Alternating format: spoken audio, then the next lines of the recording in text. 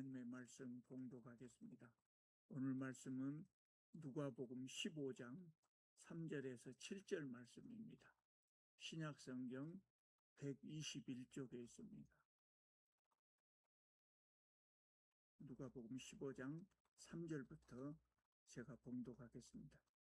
예수께서 그들에게 이 비유로 이르시되, 너희 중에 어떤 사람이 양 100마리가 있는데 그 중에 하나를 잃으면 99마리를 들에 두고 그 잃은 것을 찾아내기까지 찾아다니지 아니하겠느냐.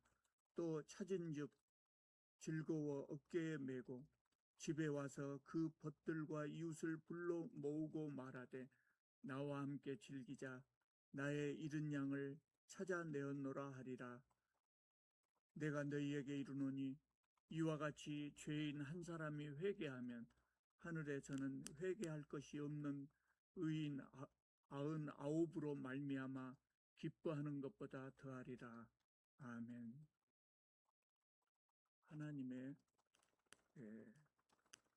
가장 중요한 성품을 들으라고 하면 하나님의 성품이 여러 가지죠. 그런데 그 중에 가장 중요한 것, 그 두 가지를 들을 수가 있어요.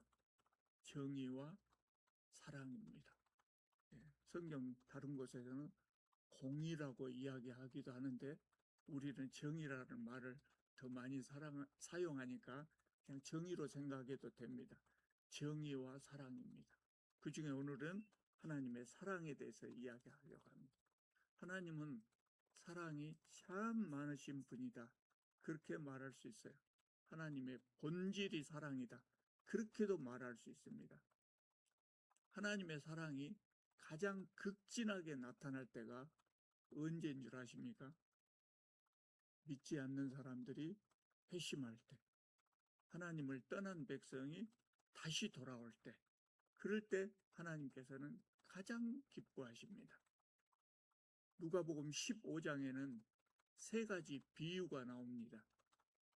잃은 양 비유, 잃은 은전 비유, 잃은 아들 비유, 이 세 가지 비유가 나옵니다.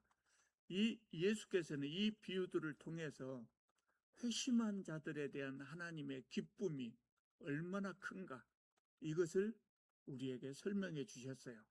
오늘 이 잃은 양 비유를 통해서 하나님의 사랑과 또 동시에 교회란 무엇인가, 교회란 무엇인가에 대해서 말씀드리고자 합니다.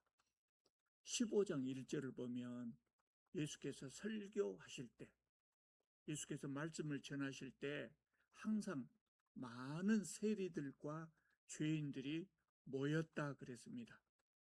많은 세리들과 죄인들이 모인 이유가 있습니다. 왜 그랬을까요? 그 시대에는 이 세리들과 죄인들, 똑같은 말로 인식됐습니다. 세리나 죄인들이나 다 죄인이라고 생각합니다. 이런 사람들은 성전에 갈 수가 없어요. 하나님 말씀 들을 수가 없어요. 근데 예수님은 그 사람들이 예수님 앞에 나온 것을 환영해주고, 그리고 말씀 전하는 것을 듣는 것, 그 사람들이 예수님의 말씀을 듣는 것을 허락해 주셨어요. 그러니까 예수님이 설교하실 때는 항상 하나님 말씀에 굶주렸던 사람들이 많이 모일 수밖에 없었어요. 이 사람들은 그 시대에 멸시받고 천대받는 사람들이었다고. 심지어는 그 시대 종교 지도자들이 있지 않습니까? 그들도 역시 세리들과 죄인들을 천대하고 멸시하고 상종을 하지 않았어요. 종교 지도자들은 세리들과 죄인들을 가까이 하면 자기들도 부정해진다고 생각을 했어요. 여러분, 종교 지도자들은 말씀을 가르치는 사람들 아닙니까? 그런데 이 사람들은 말씀을 가르치는 것보다 자신의 정결을 지키는 것을 더 우선시했어요. 그래서 이 사람들은 죄인을 멀리한 겁니다. 그래서 그 시대의 죄인들은 종교적으로도 정말 불쌍한 사람들이었어요. 정말 불쌍한 사람들이었어요. 다른 사람들은 죄인들을 멀리한다고 할지라도 종교 지도자들은 그러면 안 되죠. 왜 그렇겠습니까? 종교 지도자들은 죄인들을 구원의 길로 인도하는 사람들이기 때문에 그렇습니다. 그것이 종교 지도자들의 본업이단 말이에요. 그럼에도 불구하고 종교 지도자들은 자기 몸에 죄가 때가 묻을까 봐 이 사람들 상종도 하지 않았다. 그런데 예수님은 이 사람들을 아무 거리낌 없이 환영해 주셨고 말씀을 듣게 해주셨고, 그것뿐만 아니라 더 나아가서 뭣도 했어요? 예수님은 이들과 함께 식사도 같이 했어요. 식사도 같이 해요. 식사를 같이 한다고 하는 것은 그 시대 종교 지도자들의 가르침에 어긋난 것이거든요.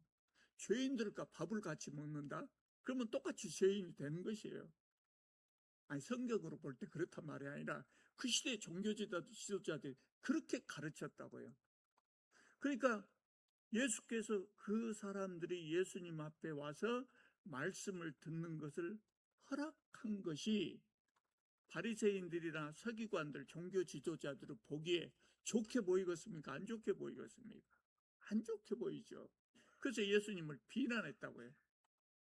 15장 2절에 보면 바리새인과 서기관들이 그것을 보고 예수님을 비난했다 그래서요.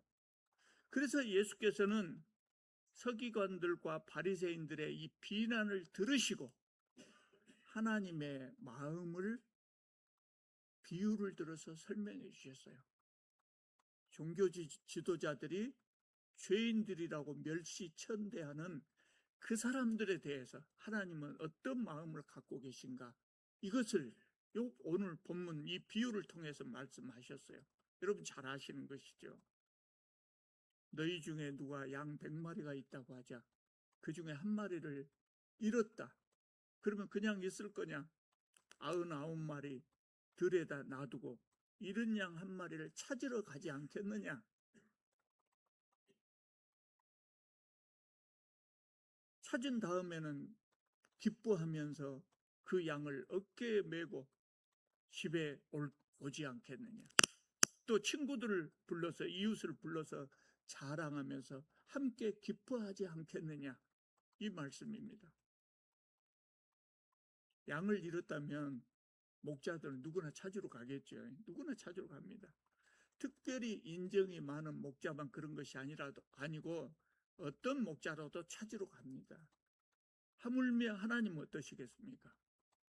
하물며 하나님 어떠시겠습니까? 그래서 7절을 보면 이와 같이 하나님께서는 죄인 하나가 회개하면 하늘에서는 회개할 것 없는 의인 99을 인하여 기뻐하는 것보다 더 기뻐하신다. 이렇게 말씀하셨어요. 이것이 여러분 하나님의 마음입니다. 이것이 하나님의 마음입니다. 기독교 역사 2000년 동안 수많은 사람들이 하나님 앞에 돌아왔고 하나님을 믿었겠죠. 예. 그런데 하나님은 이제 그만 됐다. 그렇게 많이 왔으면 이제 만족한다. 그렇게 말씀하시지 않고 지금도 계속해서 이런 양을 찾고 계십니다. 왜냐하면 아직도 하나님 앞에 나오지 않은 사람들이 많기 때문입니다. 하나님께서는 이런 양을 찾으실 때 그냥 찾으시는 것이 아니에요. 4절에서 그 모습을 뭐라고 표현하고 있냐면 찾아내기까지 찾는다. 찾아내기까지 찾는다. 끝까지 찾는다는 겁니다. 기어이 찾고야 만다는 겁니다. 아무리 큰 죄를 지었더라도, 아무리 멀리 도망을 가 있다고 할지라도 끝까지 찾으신다는 거예요. 숲속이나 산골짜기를 찾을 때까지 찾으신다는 겁니다. 사람은, 목자는 찾다가 못 찾으면 돌아오겠죠. 하나님은 포기하지 않으십니다. 하나님 포기하지 않으십니다. 끝까지 찾으십니다. 하나님의 사랑은 이렇게 끝이 없는 사랑이라고 하죠. 목자가 양을 찾으면 어떻게 합니까? 어깨에 메고 돌아온다 그랬어요. 너 때문에 내가 이 고생을 했다. 나무라지 않고 오히려 그 양을 어깨에 메고 돌아온다 그랬어요. 하물며 하나님은 한없는 사랑을 가지지 하나님 어쩌겠습니까? 죄인들이 회개하고 돌아올 때 징계하시겠습니까? 아무리 큰 죄를 지었더라도 용서하시고 사랑하십니다. 그리고 그동안 목자 없이 헤매다가 지치고 피곤한 그 몸과 마음을 위로하십니다. 이런 양에 대한 지극한 사랑, 이것이 하나님의 마음입니다. 제가 목사가 되고 난 다음에 교회를 개척해서 새로운 교회를 세워야 하지 않을까 하는 그런 고민을 했습니다. 그런데 한쪽에서는 무슨 생각이 드냐면, 과연 새 교회를 세우는 것이 옳을까? 그런 고민이 또 들었습니다. 왜냐하면 그렇지 않아도 세상에는 교회가 많잖아요. 심지어는 한 건물에 2개가 있는 데도 있대요. 보기 안 좋죠. 그렇지 않아도 세상에 교회가 많고, 내가 교회를 세운다고 해봤자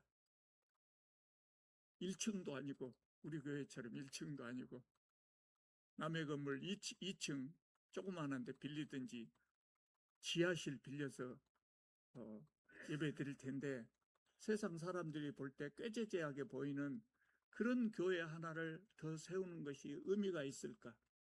오히려 하나님의 영광 가리는 것이 아닐까? 새 교회를 세우자는 생각하고 세우는 것이 과연 옳을까 하는 생각, 갈등을 오랫동안 했어요. 상당히 오랫동안 그 갈등을 했습니다. 그러다가 결국 교회를 세우기로 했어요. 왜냐하면 내가 교회를 세웠을 때, 새로운 교회를 하나 더 만들었을 때, 그 교회를 통해서 할 수 있는 일이 무엇일까를 생각해 봤어요. 수많은 교회가 있는데 그럼에도 불구하고 하나를 더 세워야 한다면 이유가 있어야 될 거 아니에요. 그 세우는 데 대한 당위성이 있어야 될 것 아니에요. 그래서 세상 사람들이 볼 때 옹색한 교회가 여기 또 하나 생겼네? 이렇게 생각하지 않고, 교회가 하나 생기는데 의미가 있다, 그렇게 생각할 수 있는 그런 당위성을 생각했어요. 그것이 뭐냐면요, 저는 아주 늦게 목사가 됐거든요. 50에 목사가 됐으니까 늦은 편이죠. 50년 동안 기독교인으로서 삶을 살면서 많은 목사들을 만났어요. 많은 목사들을 만났는데, 제가 만난 목사들은 좋은 목사보다 안 좋은 목사들이 더 많았어요. 그래서 제가 그들로 인해서 상처를 많이 받았습니다. 제 마음에, 제 신앙에 상처를 많이 받았습니다. 웬만한 사람 같으면 진즉 교회를 떠났을 거예요. 근데 제가 교회를 떠나지 않고 그렇게 있었던 것이 제가 생각하기에도 참 이상합니다. 그런데 저는 그것을 우리 부모님의 기도 덕분이라고 생각해요. 제가 목사로 인해서, 교회로 인해서 상처받은 그것이 컸기 때문에 다른 사람들 마음, 목사로 인해서 교회로 인해서 상처받은 다른 사람의 마음을 너무나 잘 알지요. 그들의 상처가 얼마나 아픈 것인가 하는 것에 공감하는 능력이 크다고 말할 수 있어요. 한때는 제가 스스로 생각할 때 교회 싸움에 이 정도 되면 교회가 싸우는 것에 전문가가 아닐까, 그렇게 생각할 정도로 교회로 인해서 상처를 많이 받았어요. 그래서 내가 교회를 세운다면 수많은 교회 중에 똑같은 교회 하나 생긴 것이 아니라, 교회로 인해서, 목사로 인해서 마음 상한 분들을 잘 위로할 수 있겠다, 그런 분들이 편한 마음으로 갈 수 있는 교회를 만들 수 있지 않겠느냐, 그런 생각이 들어서 교회를 세운 것입니다. 여러분, 지금 우리나라에 기독교인이었다가 교회를 나가지 않는 사람이 얼마나 된다고 합니까? 200만이라고 합니다. 근데 200만이라고 말한 지도 꽤 되어가지고 이제 그동안에도 엄청나게 많은 사람들이 교회를 빠져나갔습니다. 더 될지도 모르겠어요. 그분들이 나갈 만한 교회가 없다고 합니다.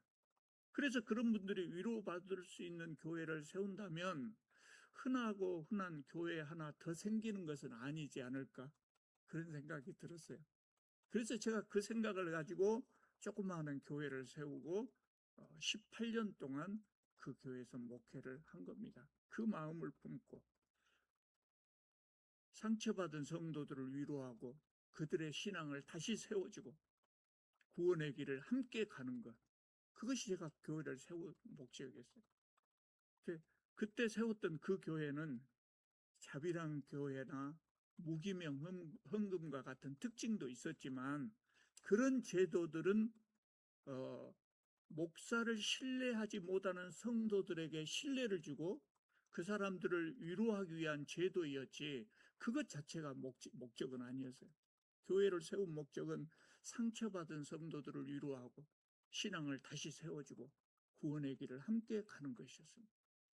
여러분, 지금 우리는 교회를 떠난 성도들, 가나안 성도들이라 하죠. 가나안 성도 200만의 시대에 살고 있어요. 어쩌면 300만이 됐는지 모르겠어요. 지금 교회는 무슨 일을 해야 됩니까? 교회는 할 일이 많지만 목자가 잃은 양을 찾듯이 가나안 성도들을 찾는 일, 또 교회가 무엇인지 모르는 하나님의 잃은 양 된 사람들을 교회로 인도하고 그리고 그들을 위로하고 치료해주고 구원의 길을 가는 것, 그것이 교회가 해야 될 일 아니겠습니까? 여러분, 교회는 크고 아름다운 예배당을 건축하기 위해서 모인 단체가 아닙니다. 사람들이 만든 교리, 사람들이 만든 교리를 지키기 위해서 모인 단체도 아닙니다. 하나님의 뜻을 받들어서 잃은 양을 찾는 것입니다. 그리고 그들을 도와서 구원의 길을 가게 하는 것입니다. 여러분, 세상 사람들을 보면은요, 가까이 하고 싶지도 않은 사람들도 있죠. 세상의 다른 조직들은 그런 사람들을 위해서, 그런 사람들이 있으면 우리 조직을 위해서 그런 사람들이 없어지기를 바랍니다. 그래서 그런 사람들이 그 조직에 있으면 그런 사람들을 제명하기도 하고, 또 회사 같은 데서는 해고하기도 합니다. 교회는 그러면 됩니까? 안 됩니까? 교회는 그러면 안 됩니다. 저런 사람은 우리 교회를 떠나면 좋겠네, 이렇게 은근히 생각해서도 안 됩니다. 왜 그렇습니까? 그 사람도 하나님의 잃은 양이에요. 그 사람도 상처를 받은 하나님의 어린 양이에요.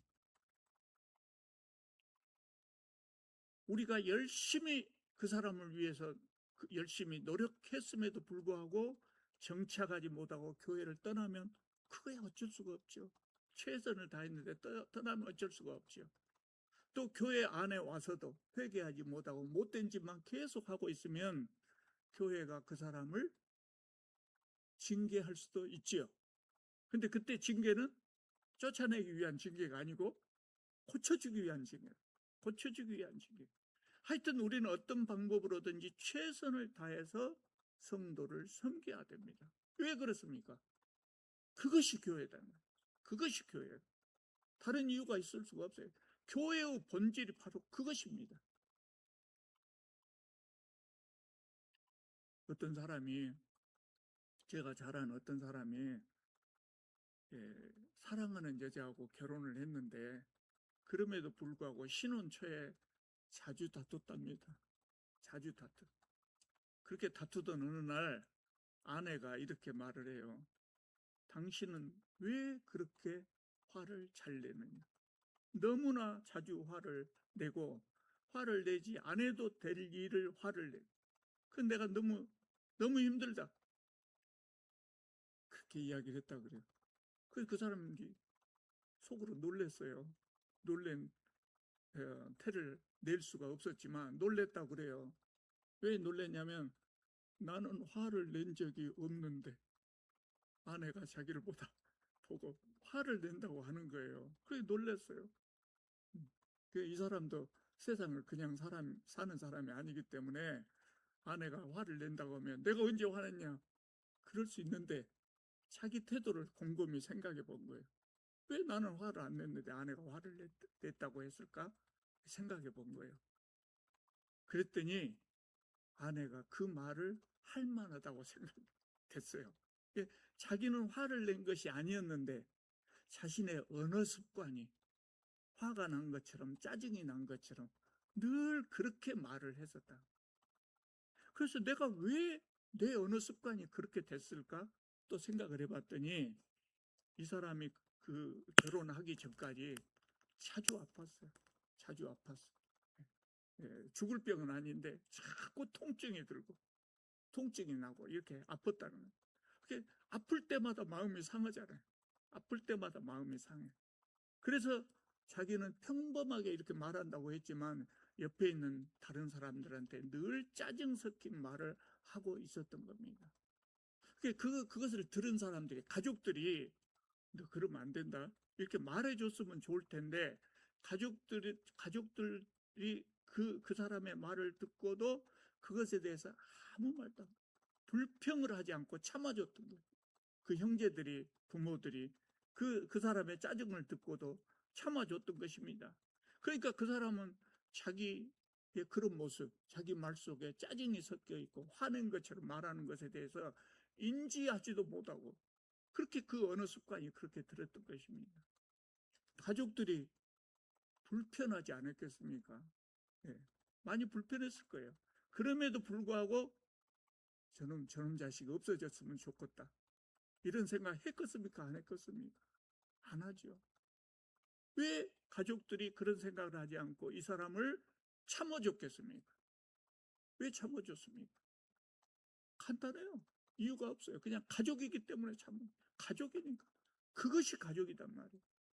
가족들은 저희가 왜 저렇게 짜증을 내고 왜 화를 내고 왜 성격이 저 모양이냐 비난하거나 불평하지 않고 저희가 얼마나 힘들고 아프면 저럴까 이렇게 생각하고 참아준 겁니다.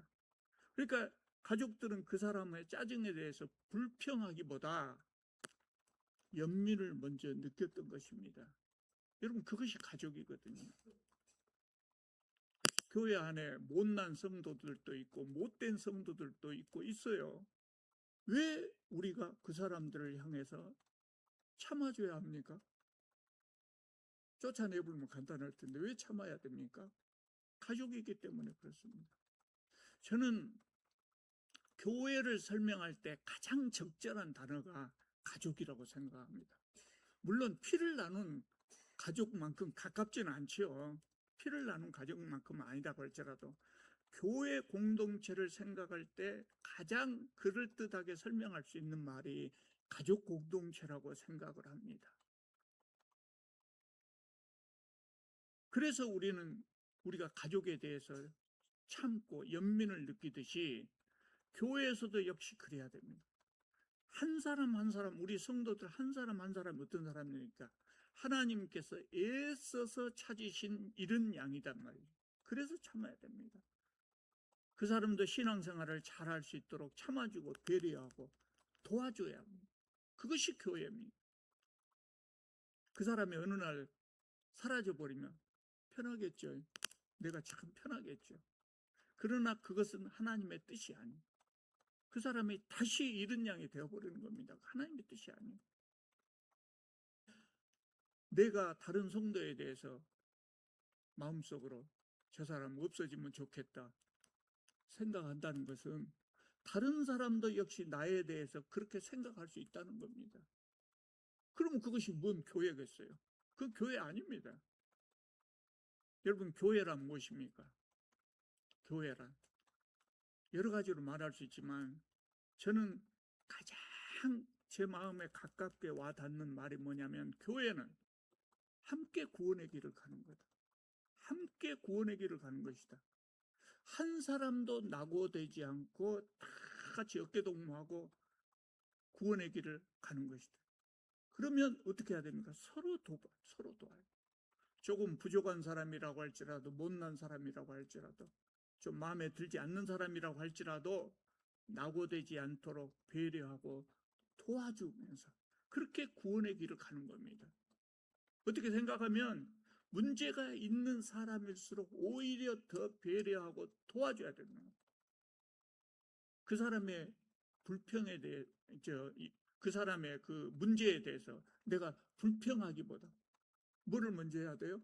연민을 느껴야 돼요. 연민을 느껴야 됩니다. 그것이 가족이기 때문입니다. 여러분, 저는 교회를 생각하면서 우리가 몇 가지 다짐을 했으면 좋을 것 같아요. 첫째, 우리 시대에 교회는 무슨 일을 해야 될까? 많은 일을 해야 되지만 잃은 양을 찾기 위해서 열심히 노력해야 됩니다. 열심히 노력해야 됩니다. 그것이 하나님을 가장 기쁘게 하는 그런 일이기 때문에 그래서 언제까지 찾아야 됩니까? 찾아내기까지 찾아야 됩니다. 두 번째로 잃은 양만 찾을 것이 아니라 또 뭘 해야 됩니까? 내가 잃은 양이 되지 않기 위해서 노력해야 돼요. 내가 잃은 양이 되지 않기 위해서. 그러려면 어떻게 해야 돼요? 교회를 어쩔 때 교회를 떠나기가 쉽습니다. 하나님하고 나하고 바른 관계가 유지되지 않으면 교회를 떠나게 되거든요. 그러니까 내가 하나님과 항상 바른 관계에 서 있는가 하는 걸 돌아보고, 그리고 내 스스로도 교회에 적응하려고 애를 쓰셔야 돼요. 어째 이 교회 갔더니 냉랭하네? 그러지 말고 내가 처음 나가서부터 이 교회는 내 교회다 생각하고 내 교회처럼 잘 적응하고 열심히 노력하시면 됩니다. 내가 잃은 양이 되지 않도록 노력해야 되고, 세 번째로는 또 뭐가 있겠습니까? 다른 성도들이 잃은 양 되지 않도록 노력해야 됩니다. 특히 나 때문에 교회를 떠났다 그러면 그거 너무 가슴 아픈 일이죠. 그래서 다른 사람이 잃은 양이 되지 않도록 하려면 어떻게 해야 됩니까? 많이 배려하고 존중, 그러면 한 사람 전도하기가 얼마나 어렵습니까? 그런데 다른 사람이 전도해가지고 우리 교회에 나온 사람이 나 때문에 마음 상해갖고 떠난다면 참 안 되지요. 그러면 안 되지요. 그래서 기분 나쁜 일이 있어도 아직은 신앙이 어리니까 그러겠지. 그거 참고 더 배려해주고 그래야 됩니다. 제가 교회를 시작해가지고 제법 사람들이 모이기 시작했어요. 근데 우리 교회 장로님들이 저한테 자꾸 뭐라고 했냐, 자꾸 뭐라고 해요. 뭐라고 말하냐면 성도들한테 잔소리 좀 하시오. 네? 예배 시간에 늦게 온다고 늦게 오지 말라고 잔소리 좀 하시오. 네? 자꾸 그래요. 그런데요, 한마디도 안 했거든요. 장로님들이 자꾸 말해도 한마디도 안 했어요. 왜 안 했는지 아십니까? 저는요, 기도하려고 할 때, 기도를 하고 있을 때, 이제 제가 대표 기도를 할 때나, 제가 기도를 할 때나, 기도할 때, 성도님들이 저 뒤에 있다가, 늦게 오신 분들이 저 뒤에 있다가, 가만히 들어오시는 분들이 있거든요. 근데 그 소리가 나겠습니까? 안 나겠습니까? 다 들리죠? 그럴 때 저는 그 소리를 들으면요, 정말 좋았어요. 진짜 좋았어요. 아, 늦게라도 나와서 감사하다. 나 같은 것이 뭔 들을 말이 있다고, 들어볼 만한 것이 있다고, 그래도 늦게라도 저렇게 나오시고 너무나 감사해서, 너무나 감사해요. 근데 그런 분들도 신앙에 성장하고 그러면 다 스스로 알아서 고친다고. 그래서 제 방법이 잘했는가 못했는가 모르겠어요. 잔소리를 하는 것이 더 나았을랑가는 모르겠어요. 근데 저는 정말 그분들을 향해서 늦게라도 나오고 내가 만든 교회, 별것도 없는 교회 같은데 나와주는 것이 너무나 감사했거든요. 여러분, 다른 성도들에 대해서 정말 나보다 낫게 여겨야 돼. 잘못 온다 하는 부분이 보여도 무슨 사정이 있겠지. 생각이 없어서 그렇거든요. 다 나름대로 무슨 이유가 있겠지. 이렇게 생각하면서 배려하고 낫게 여기고 존중해주고 그렇게 아끼고 사랑하고 그래야 됩니다. 우리 성도들 한 사람 한 사람 모든 사람들이 다 하나님께서 기뻐하시는 이런 양이기 때문에 그렇습니다. 그것이 교회가 잘 되는 겁니다. 저는 목회를 해오면서 그런 생각을 했어요. 처음에 목회를 할 때는 나만 잘하면 된다고 생각했어요. 왜냐하면 제가 그동안에 봐왔던 교회들은 교회의 문제의 대부분이 목사 때문에 일어난 문제였거든요. 나만 잘하면 된다. 우리 성도들은 다 괜찮다. 나만 잘하면 된다. 이렇게 생각을 했어요. 그런데 그거 아니더라고요. 예. 성도님들이요, 서로 싸워요. 별것도 아닌 일에 싸워요. 예? 제일로 제가 이때까지 봐왔던 것 중에 제일로 기가 막힌 싸움의 이제 원인이 뭔지 아십니까? 김치 좀 더 갖고 오라고. 김치 적게 갖고 온다고 싸워요. 김치, 저 사람은 맨날 김치 적게 갖고 온다고. 싸우지 말고, 그럴 때는 어떻게 해야 돼요? 내가 갖고 와버려야 돼요. 저 사람 항상 적게 갖고 온다 생각하고 내가 똑같이 나도 김치 갖고 오면 저 사람 눈치채니까 나는 다른 반찬, 짭짤한 다른 반찬 만들어 갖고 채워주면 됩니다.